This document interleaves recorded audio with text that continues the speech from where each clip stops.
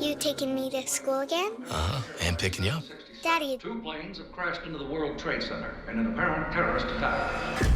It's an important story. It's very emotional. The film is a teeny tiny window into a world we knew nothing about it. We're honored that a movie has been made about our team's mission, and it portrays the spirit of a U.S. Army Special Forces team. It's a thinking man's game to go in, a small group of men, into enemy country. It's about the Afghani people, the Northern Alliance that we allied with. It looks awesome.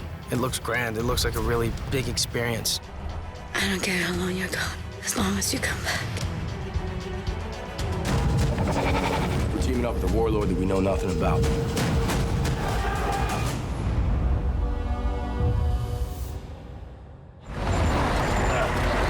Really? Really? What the hell, man? What happened? What, you guys don't know? No, we were in the river, man.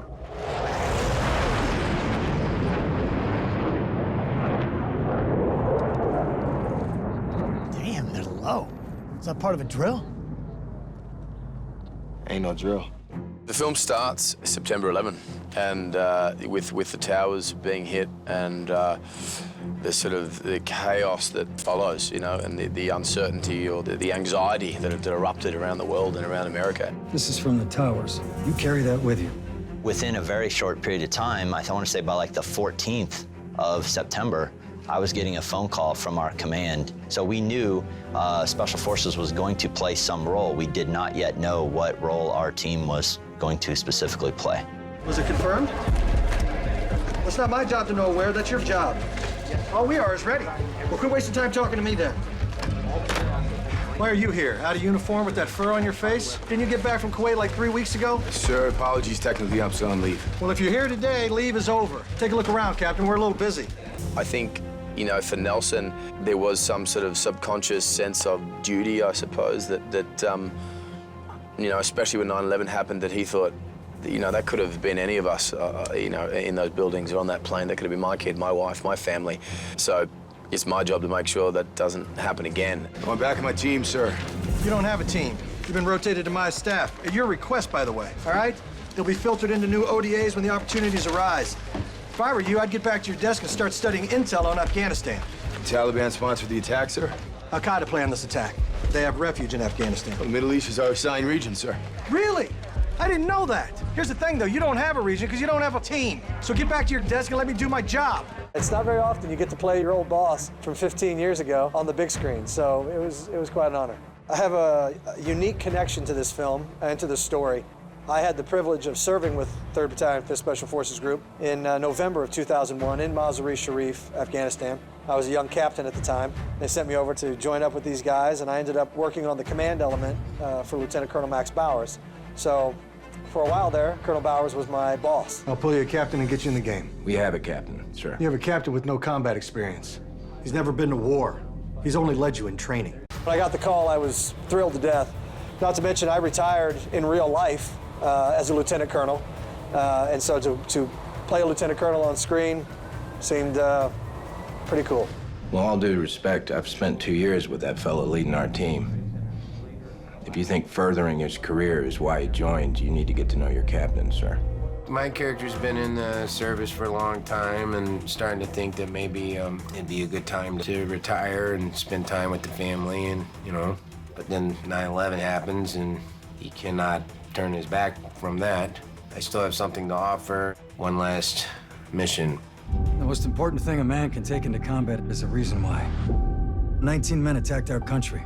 The 12 of you will be the first ones to fight back. I play Colonel Mulholland. He is an officer that is in country, and you see him at a very key moment in the film when he really explains to the group, one of the 6 groups, the 6 teams that are all trying to be the one to get picked to go on this mission. And the final group that he sees is with Michael Shannon and Chris Hemsworth. I briefed 5 potential captains for this mission. About 100 years of military experience between them. But you're the only one that sees it the way it is. I choose you. You and 11 men. Task Force Dagger. Task Force Dagger was the first step in America's fight against the Taliban in Afghanistan right after 9/11. 5th Special Forces Group that was charged with the mission of destroying the Taliban regime and making Afghanistan unpalatable, unsafe for al-Qaeda to remain. Our commander at the time, Colonel John Mulholland, who was portrayed in the film, had to risk our lives, and we understood that and accepted that to conduct this mission. I would be remiss if I did not say to you, even in success, the odds of you coming home. You're 100%, sir, with all due respect. I think he very quickly justifies what he's doing and has a strong sense of this is my job and this is what I got to do. I'm a soldier's wife, and I've been lucky. All I've had to worry about so far is malaria and chopper crashes. In case of my character, which is the wife of the captain, was Mitch Nelson. For us, it was just playing what we are. So it was more easy. We didn't have to prepare that much, but it was fun because we were just going through the lines again and again. And Chris is like really, really hard worker, so he's like, no, do it again, and again, let's do it again. So sometimes we were like just before bed, and we're lying in bed, and one of the scenes is that moment. I was like, let's do this scene. Come on, I'm like, seriously? He's like, yeah, let's do it. I'm like, okay, let's do it. So that I feel really comfortable. So when it was the day that we have to shoot, it was just like totally easy. I need to hear you say. I'm coming home. I think that's very important for audiences when you see a film like this, and especially a military film or a war film, that you also get to see their home life and what it's like for these guys to leave their families, to make the sacrifice. You know I love you, right? You know, we really tried to show the home life, especially in the beginning, and the wives in a very real way, and show sort of the different emotions that these women may have. Hey, I was thinking, you're gonna have all the time in the world to clean that oven once I'm gone. And I'm kind of running out of time, so... Yeah, and I bet. And then just how you want to spend it. I mean, I have 2 hours. I'll be really quick, super quick. Not a chance. Holding out is the only way I can guarantee you come back to me. Please. A Special Forces wife is a very special lady. There isn't a chain of command in the wives group, but they support each other and they are there to assist each other. They get together and they're just trying to know what's going on, and they get together to see the news. If it's just like something that comes, that they can give like just a tiny thing that will get that, oh yeah, they're talking about them. I think they're them. Every step we take is going to be on a minefield from 100 different wars. Odds are we're not all going to make it out of this one. If we don't take that city, World Trade Center's just the beginning. Once we land, we're about 9 hours away from hell, which effectively means it doesn't exist. We're on our own.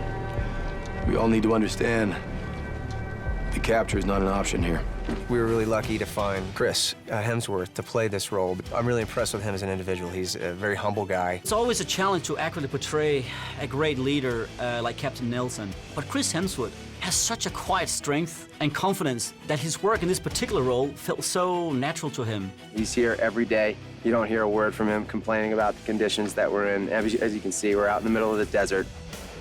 We go in tonight, single ship, no backup. So police your gear, get some rest. Had a successful test flight?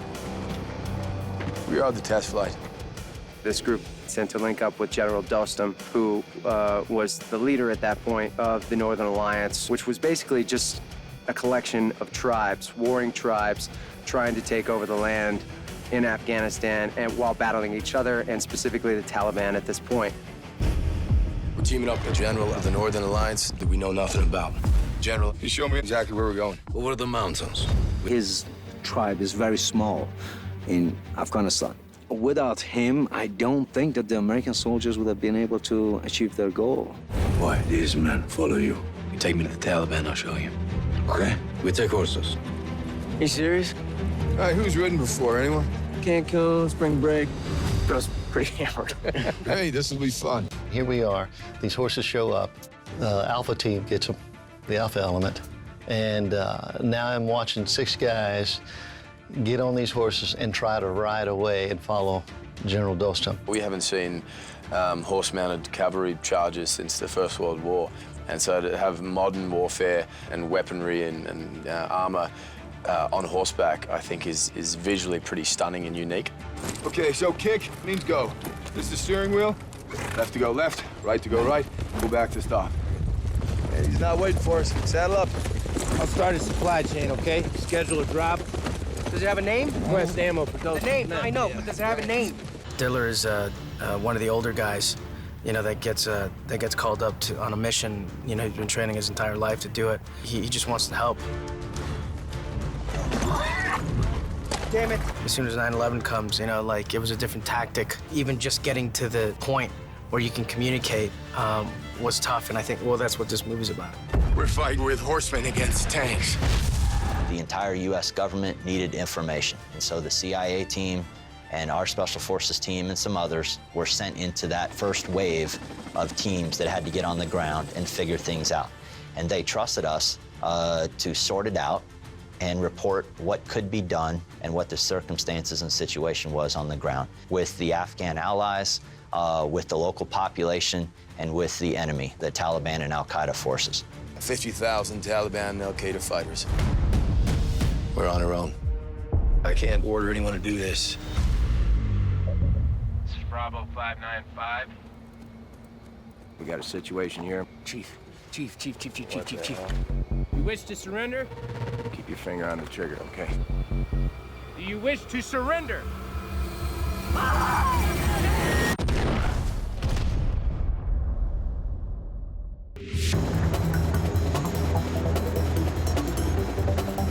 This film was very ambitious. Shooting days were limited, so these guys really never left the set. Both the Afghan actors and the American soldiers, you know, they all stayed together in the same hotels. They trained together, they work out together. They went through a boot camp together. We had 3 weeks of military class with a blackboard and a piece of chalk. Being together and then doing that and then doing the weapons training and the physical training, the movement drills, helped cement us as a unit, and that was valuable. I ain't losing one man on this team. Check fire, we're way off. For me, in the context of that mission, the bravery of the Afghans stands out. I witnessed them charging on horseback into tank and artillery fire like something out of World War I. Alpha 595, Bravo 595, over. All right, let's do this, boys. Heads down, stay safe. All right, good to go.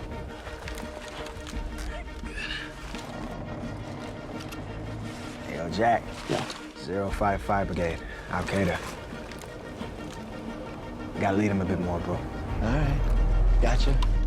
Viper 47, this is Bravo 595.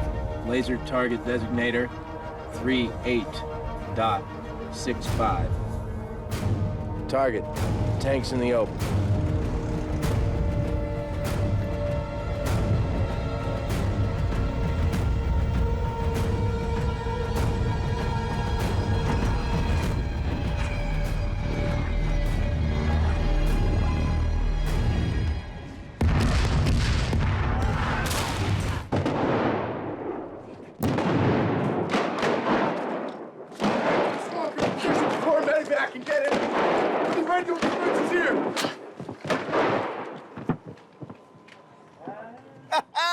When we became interested in the film and came on board to make the film, we met Nikolai, and he absolutely blew us away. He's a very visual director, which is incredible. The first meeting I had with him, he was very, emphatic about, explosions and the colors and the vibrance of the war and the blood and, all these very visual things. I can't tell you what kind of dedication that I've seen from him. He's just a very sweet man. And a lot of fun to be with, a lot of fun to work with. You will see the emotion boiling from inside out, and that's what I like about his work. The greatest weapon in history is this. There ain't no easy way out. If you die, that's a letter you and your wife are gonna wish you wrote. These guys are training all year. When you're sleeping right now, tonight, wherever you are, you're gonna go to bed tonight, know that there's somebody out there training and preparing for that worst case scenario. And when that worst case scenario happens, these guys are ready. They're ready to go. You don't have to spend months or years training. They're ready now. I'll never know 11 braver men in my lifetime. And the sacrifice to win, to do the best they could for us. Seeing the film in which Chris Hemsworth portrays me, and the other actors that portray our team members was pretty surreal. We were, all of us, myself included, were very positively pleased to see how a movie that's made for entertainment purposes, primarily, also did a very admirable job of capturing what a Special Forces A-team is. It means a lot to our families that that mission is finally being brought more into the public light. I made her a promise. I'm coming home. What I want people to take away from this is how wonderful these people are, how they're fighting for their lives and their way of life. I hope they walk away with an appreciation for what's possible when we as a nation work together. See people cooperating and understanding, and that's the positive that I want to get out there. Beautiful, just beautiful. I just hope that we can share that with our audience. Ain't losing one man on his team. The only way home is winning.